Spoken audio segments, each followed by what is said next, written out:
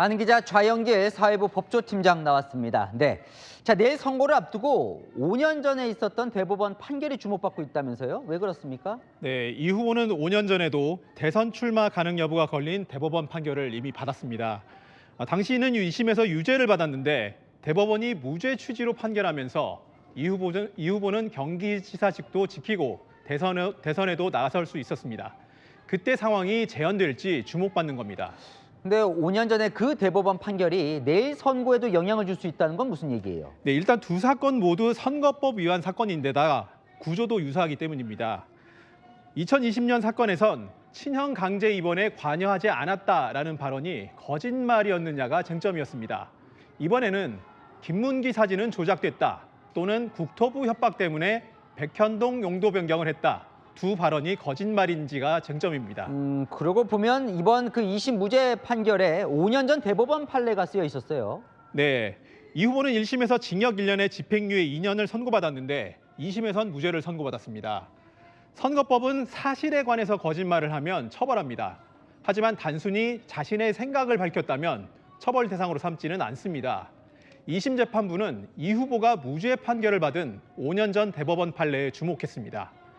공직 후보자가 한 말이 의견인지 사실에 관한 거짓말인지 애매한 경우에는 의견으로 피고인에게 유리하게 해석해야 된다는 내용입니다.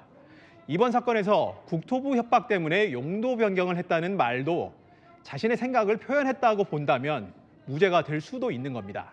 그럼 대법원이 5년 전 스스로 내린 판결을 뒤집을 수도 있는 겁니까?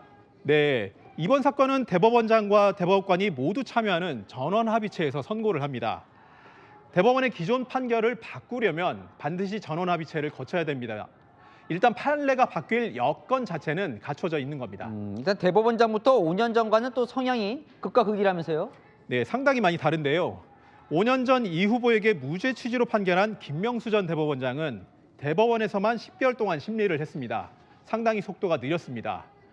그때 무죄 의견이 7명, 유죄 의견이 5명으로 의견이 팽팽하게 엇갈렸지만 그대로 선고를 진행했습니다.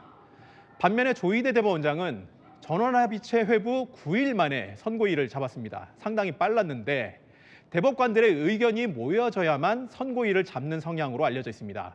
그래서 내일 선고 결과가 유죄건 무죄건 대법관들 의견이 한쪽으로 몰렸을 거다라는 예상이 나오고 있습니다. 근데 이제 전원 합의체다 보니까 대법관 구성도 궁금해지는데 그것도 달라진 거죠? 네, 조희대 대법원장을 제외하면 대법관은 총 13명입니다. 네. 문재인 정부에서 임명한 대법관이 4명, 윤석열 정부 임명 대법관이 총 9명입니다.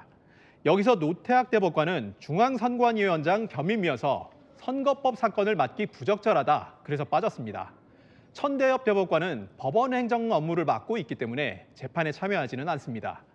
이 후보 사건에 참여한 대법관 중에서 문재인 정부 때 임명된 인사가 2명으로 줄어드는 겁니다.